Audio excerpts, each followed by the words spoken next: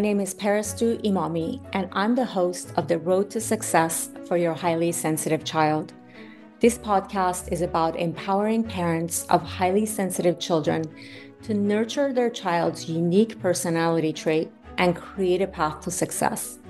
Our podcast provides guidance, insight, and support to help you unlock your child's full potential, fostering resilience, confidence, and a bright future.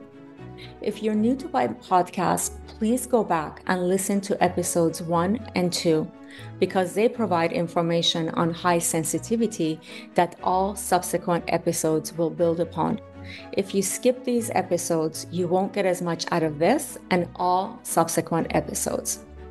To book a private coaching session with me, please visit my website at parentinghsc.com. Today, we're diving into a topic that many parents ponder. Should I get a pet for my highly sensitive child? And if yes, how should I go about selecting the right pet?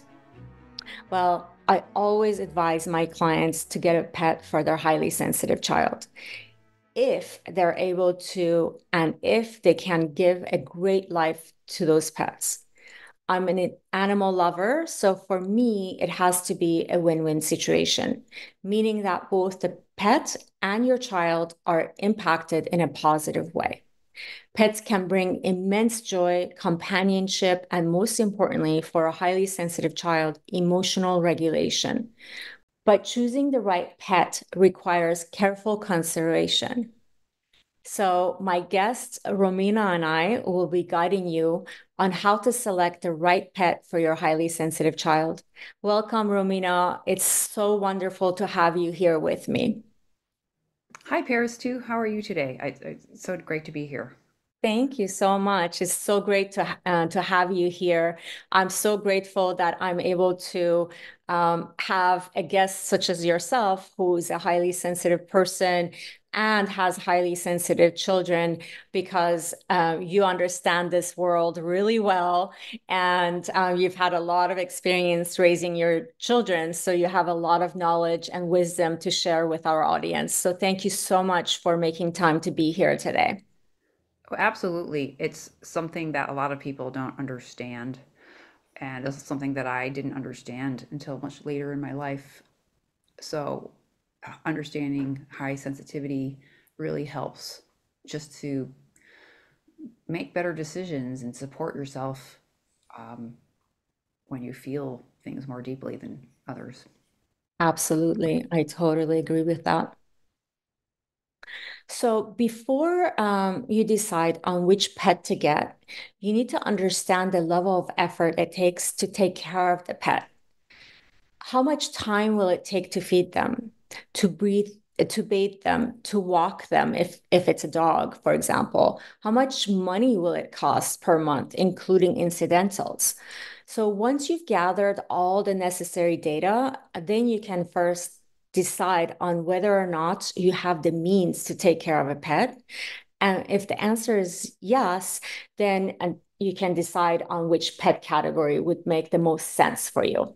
So, will it be a fish, a cat, a rabbit, a horse, a dog? You get my point.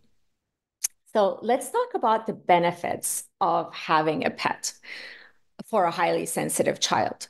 So, pets can offer numerous benefits to highly sensitive children. They provide companionship, unconditional love, teach responsibility, regulate their nervous system, provide comfort, and even help reduce anxiety. However, it's important to match the pet's characteristics with your child's sensitivity to ensure a harmonious relationship.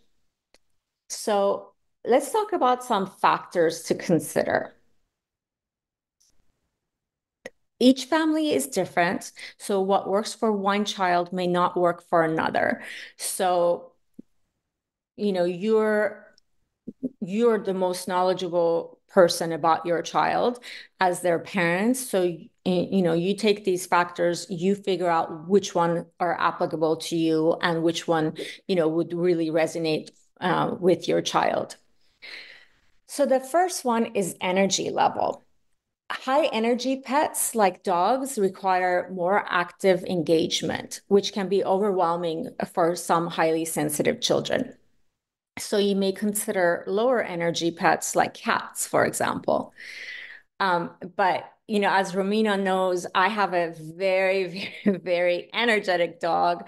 She's a border collie. Her name is Melody, and she's also a highly sensitive dog. But even though she is a border collie and she has a lot of energy, her energy matches my energy perfectly because I also have a very high level of energy, so I can keep up with her. Um, so we're a great match together. And also, um, so from an energy level, if I didn't have the energy that she has, she would not be a happy dog because she requires a lot of walking and a lot of attention. So if I couldn't give that to her, she would be deprived of something that she needs to be happy. So that's definitely something to consider. Romina, when you decided to get a pet for your children, what was the energy level a factor for you? Oh, yes, absolutely. Because I'm a pretty active person, I like to do a lot of outdoor activity, hiking, running. Hmm. Um, for our dog, we wanted a more active breed. Hmm. We already had two cats. We have a very affectionate, fluffy Persian cat that provides like comfort. She sits on your lap. You can pet her hair. She's just very Mm. sweet. Oh, I love So that. we have both. Um, we have the lap pet and then we have the outdoor pet. Hmm. That is also very sensitive. Like both animals are very sensitive Mm. to our feelings. It's like the dog is very attentive and supportive and affectionate. So, That's so amazing. I really love that. I mean, I adopted my dog when she was 2 years old, and it's just really amazing how the universe works that way, that where it matches us with the pet that is really suitable for us. Like in my case, I didn't I didn't know she was highly sensitive. But when I brought her home and I was working with her, because she had a lot of fears when I got her, and which is actually normal for a highly sensitive dog or person even, is if if there's a lot of unfamiliarity for them, then it's not that necessarily that they're fearful. It's just that it takes them time to get accustomed to the new world that they're in. And so for her, her world kind of turned upside down when they took her from wherever she was and brought her to San Francisco. And then I adopted her immediately. So she went from wherever she was to my home that was completely different than she came from Modesto, so it's very different. That's like country life compared to city life. Was a drastic change for her, so it took her about a month to get accustomed to everything. But the beauty of it was because I was highly sensitive, I knew how to handle her. oh, so you have that, you're sort of on the same wavelengths. It sounds like you Oh understood yeah. what she was going through. Oh, I totally got what she was going through. And this was my first dog, so it's not like I had any experience with having dogs. I've had cats before, but I've never had a dog before. And so it was definitely new to me, but I knew intuitively what she needed. And I really took the time to let her I allowed her to take this time and space she needed to get comfortable. And I think that's why the process didn't take that long. I think it was about a month, maybe a month and a half before all her fears went away. Oh, well, that's great. Well, I think it also says how well you trained her and worked with her. I know a lot Yeah, of dogs have are very fearful throughout their whole lives, so it's great that she was able to come around to yeah, yeah, the yeah, right owner. Well, yeah. for us, we had tried we had when we were in preschool or my children were in preschool. there were Mhm. birds in the Mhm. first preschool they were in, so you get the option to take them home for spring break or Mhm. holiday weekends. Mhm. And we were able to sample what birds felt like, which um, they were kind of noisy and messy. They made a big mess. They would eat their seeds and throw the shells everywhere, and then the feathers would fly around, and they smelled. So, Mhm. like, if you're sensitive to smell, you might want to take that into consideration, like the smell that the animal brings in. So we decided, yeah, maybe birds aren't for us. And then the next preschool we went to with my second child, they had a rabbit. Mhm. So we volunteered to bring the rabbit home. Um, the rabbit was good for it just went to the bathroom in a pile of hay. And it actually could defend itself against our Persian cat because our Persian cat would try to go after it, but defend itself is pretty funny. It would bash its head against the That cat, must and the be cat would, entertaining. yeah, the cat would run away. Um, so, and it was a nice rabbit. They're pretty sensitive animals too, Mhm. so you have to be careful if you have a large group of kids playing with it that you get a rabbit that can handle that. But the same thing, it had a smell with the hay, so if you don't like Mhm. smells, Yeah. um, and then we got a cat, which is fine. But because I'm very sensitive to smell, so I'll walk in the house. I'm like, I do not want my house to smell like a cat house. There's a Yeah. certain smell. So I can walk home into the house and be like, "Hey, we didn't clean the litter." So Mhm. it's like my children's chore to clean the litter box. Yeah. So if you're going to get a cat and you have a litter box, you really have to be diligent about keeping the box clean. Absolutely. Like clean it once a day or even twice a day. When I was working from home, I was always checking it and cleaning it just because the smell bothers me. Mhm. Um, Yeah, absolutely. And actually, that's perfect, Romina, because you just covered the second factor, which is noise and sensory impact. So you definitely want to consider how much noise and sensory input your child can handle. And like you said, birds and small rodents, for example, might be really noisy, and that might not be the right fit for your child. In my case, I mean, I'm sensitive. All five of my senses are sensitive. So with my dog, I got really lucky because she doesn't bark. But so she only barks if she feels that there's some danger or that she doesn't like a dog that's going by her or is in her space, and then she'll bark at the dog. But it's very rare that she barks, which is really nice because I also startle easily. So if a dog keeps barking, I'll be like startled the whole day, which is not good for my nervous system.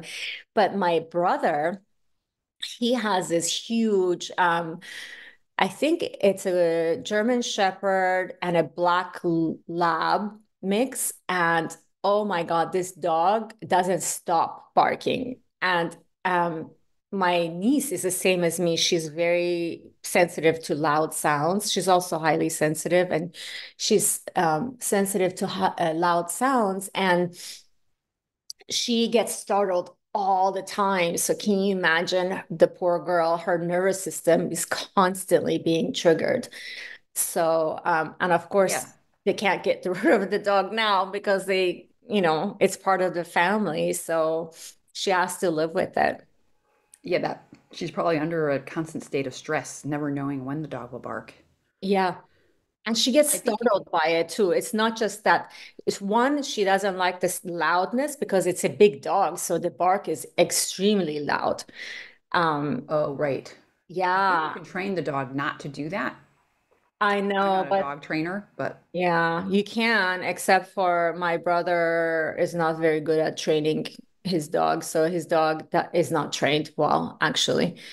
Um, but yeah, yeah, that's important. I've looked into dog behavior training. There's such thing as a behaviorist, I found out. That's a yeah, veterinarian that specializes in dealing with animal behaviors that are problematic, and they'll mhm, even medicate the dog yeah, with like anti-anxiety medication until you resolve whatever the behavior is. Yeah, yeah. I know somebody was telling me that because, my dog was bitten several times when she was at the Oh dog dear. with the dog walker. And the last time she was bitten was really severe. So she now is deathly afraid of other dogs, especially if they are off leash and they come in her space. She's just goes so crazy. And so a lot of people have been telling me you should put her on medication. But yeah, part of me says no because I don't want to medicate her and I have no idea what those side effects are. As long as I can control the situation, I think I'm good. Um, and I've learned how to help her not be afraid. But definitely, if she was, I think if she had this behavior out of being anxious and not just because she had a traumatic experience and it'll take time for it to go away, but it will go away by itself. I would definitely put my dog on medication because I think those medications are really, really helpful for dogs who have anxiety or other kind of behavioral issues that are not temporary. Yeah, or I mean, some people use medication to train them I see. I didn't to make the know. training easier, like Oh, exposure, like they can yeah. expose the dog to another dog Yeah. while medicated so they don't react by Got it. trying to bite. I just learned about that at the vet because we took our dog to the vet, and Uh-huh. she, while she like likes the vet and wants like she's very affectionate. Hmm. Soon as they take her into the back, Hmm. she just becomes a wild beast. So Oh. they were suggesting talking to a behaviorist who is a vet but specializes in helping dogs. Oh. Wow. That's I just interesting. thought that was interesting. I had never heard of that before. Yeah, I didn't know that there are specialist vets, but I did know that yeah, there's actually a whole behavioral facility in not Sacra yeah, in Sacramento. Um, Oh, yeah, at UC Davis. There's oh, a really? huge, Okay. yeah. And somebody told me when I first got my dog, because, she was kind of um, taking a little bit of time to get used to her environment. Somebody had suggested that I take her there, but I'm like, no, I think I can handle it. And lucky for me, I was able to Oh, that's get good. through. That's great. Yeah, Yeah. it's fascinating what things people can do with their pets now. Yeah, it really is. And a lot of people are in the dog training business as well, which is really fascinating to me. And then, Yeah, it's like, yeah, go go ahead. ahead. Oh, so no, go ahead. Oh, I was just going to go into the next factor, but if I want to make Oh, sure. sure. Yeah. Okay. So the next factor to consider is the size and space. So, for example, if you want to get a larger pet, you should consider whether you have the space for that. And um, because for example, my home I live in San Francisco and my home is very small. But so my dog is a medium-sized dog, so it's perfect for her. We even have a garden to ourselves that's not shared with neighbors. So that's really nice because that's pretty rare in San Francisco to have a garden that's dedicated to your unit. So we got lucky that we have that, and it works out perfectly for us. But I can't imagine having a huge dog like my brother's dog, I think is 90 pounds. So if I had Wow. that dog in my house, I don't think it would work out. It's just too big for the space. I mean, it would work if I really loved huge dogs like that, but um, I prefer to have a medium-sized dog is a better size for what I can offer the dog. Oh, yeah. They and some dogs, they just take up a lot of space. If you have delicate furniture, Yeah. uh, well, there's the Newfie, the Newfoundland dogs that are apparently they are really affectionate and sweet, gentle dogs, but they're Mhm. huge and they don't Oh, live very long either. oh, So, so they're while they can be good house dogs because they're calm, they just take up a lot of space. yeah. And that's another factor that you should also consider is um, how long are they going to live? Because if they're going to live for a long time and you're getting it just for your child, and then, you really should consider that because what are you going to do? It's not like you can get rid of your pet once your child is out of your home. So that's a huge factor to consider as well, is the life expectancy of the pet that you decide to get. Oh, right. Yeah. 'Cause some cats live 22 years. I know, that's so fascinating to me. I would love that for myself. I really want to get a cat so badly, but think I have to wait because my dog is very, very jealous. So I don't think that she would be very happy Oh, yeah. to have a cat. And Is, I especially want a kitten, but yeah. is your Um, dog a black and white border collie? a black what? Like, what color is your dog? I'm trying to She's imagine black. what your dog is. She's black and white. Oh, yeah. Okay. Yeah. The Yeah. sheepdogs. When we were in Yeah. Ireland, we saw a lot of border collies. Yeah, Um, I know and the there, sheep. yeah, since there are a lot of herding needed in Ireland, there are definitely a lot of herding dogs there. I would love to go to Ireland just to see the herding of the dogs. I mean, of the sheep. Yeah. That's It's so amazing. interesting. Yeah, I see videos of it. It's so cool. They have places that you could take, like, for example, I could take my dog to a farm here and you pay $100 and you could watch them herd the animals. Oh, wow. And I know. do they need training or they just do it naturally? They No, can they just do it do whatever. naturally, apparently. It's really Wow. cool. Yeah. I just can't consider paying $100 for that, Right. but Yeah, a just lot of for better things to put my $100 towards. But if I was a millionaire, I would consider doing that. yes. Yeah, I think that would be fun for the dog, right? Yeah, absolutely. It would be fun to be in their environment, in their natural environment that they were, it's in their genes. So it would be fun to watch them. And then the Yeah, next Ireland had a lot of animals like donkeys, Oh, ponies that we saw.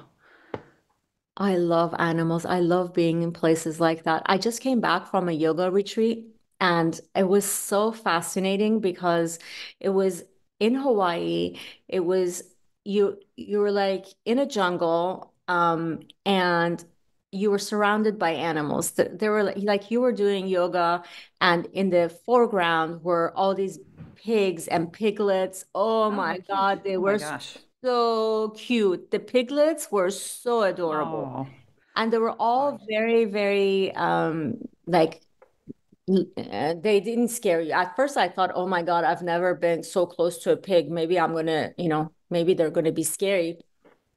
Because the pictures I saw looked like they were scary, but they were so sweet and they were actually afraid of people. So if you got too close to them, they're the ones that would run away. Yeah, so I was not afraid of them at all. It was really cute watching them. And then there Oh, were kittens, wild kittens. And then oh wow. like as we were like, for example, when we were doing downward dog, and I would look through my legs and there would be these two kittens playing with each other under the bench and it was so fun to watch them and yeah it was really cool experience for me. Yeah, it's like you're seeing the animals live in the moment, which is good Yeah, for what you're trying to do in a yoga retreat. absolutely. And they're just animals are so good for your nervous system. Just watching them play with each other um regulates you. It's really fascinating. I actually got to see the effect of the yoga retreat. The whole experience was amazing, but I really think that what made it very special is the fact that you were in this um jungle where you were away from everything. There was no store near you, there was no restaurants near you. There was one tiny coffee shop that sold basic coffee, nothing, and no like lattes or anything like that, just regular old Drip coffee. coffee. Yeah, just drip coffee. That's it. And then they had like, chocolates and different things to sell. But, as far as coffee was concerned, it was just your regular coffee. And that's pretty much it. There was nothing else but the ocean in front of you and the jungle all around you. Which island was this? This was in the big island of Hawaii, Oh, wow. and it was That sounds amazing. yeah, it was amazing. But the best part was I've been dealing with an illness for the past 3 years, and as a result of that illness, my cortisol level is extremely high. It's like way out of the range that Oh, you're supposed to right. be. Mine is like way to the right of that range. And I've been working on it forever to get it down, like somatic practices, everything you can imagine, meditation, anything and everything you can imagine, I've been doing.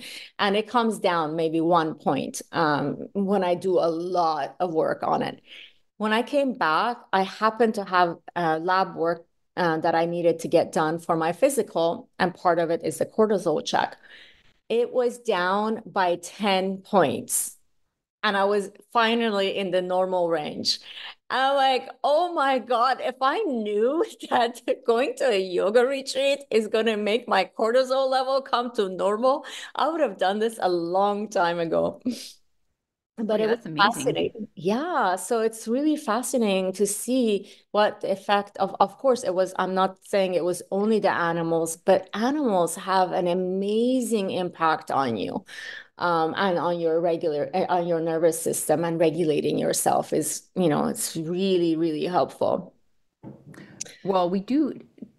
Um, I, do you know if there are studies about animals and cortisol levels, how they correlate?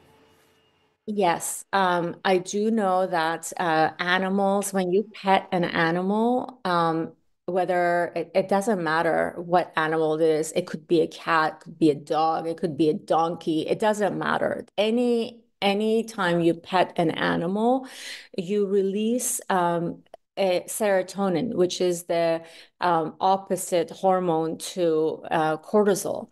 And so when you release serotonin, you're balancing your hormones between the cortisol and serotonin. So if you have a lot of cortisol and very little serotonin, interacting with that animal will bring up your serotonin and lower your cortisol level. So, but in my case, I have a dog and I, obviously interact with her a lot. And she's a very loving dog. So she lets me pet her. She lets me cuddle with her. She wants attention. She's very love-seeking animal. She doesn't care about treats or food, but love, oh my God, she loves to get attention. Um, and that's what for me, I didn't understand why all the things that I was doing wasn't helping me. Um, but for yeah, I don't know exactly what combination of this yoga retreat worked for me, but I mean, I was shocked with the result of it. And it's, That's I pretty mean, cool. You just can get that tested. I've never done that. yeah, yeah, you can get it tested. And I recommend, if you're a highly sensitive person, I recommend that you get your cortisol level checked all the time. Like I would say every 3 months. The reason I recommend that is if your cortisol level is high, then there are a lot of illnesses that can come about that. I mean, I'm not a doctor, so I'm not giving you medical advice, but I do know that in my case, my cortisol level being high caused a lot of issues for me, including gaining a ton of weight that I've always been skinny all my life because I've always worked out and ate very healthily. But I've gained 20 pounds over the past 3 years, and I won't, I can't lose it. So it's all due to the cortisol level being high. So as a highly sensitive person, I would recommend you getting, your cortisol level checked. As we wrap up today's episode, I want to remind you that you have the power to create a bright and successful future for your highly sensitive child.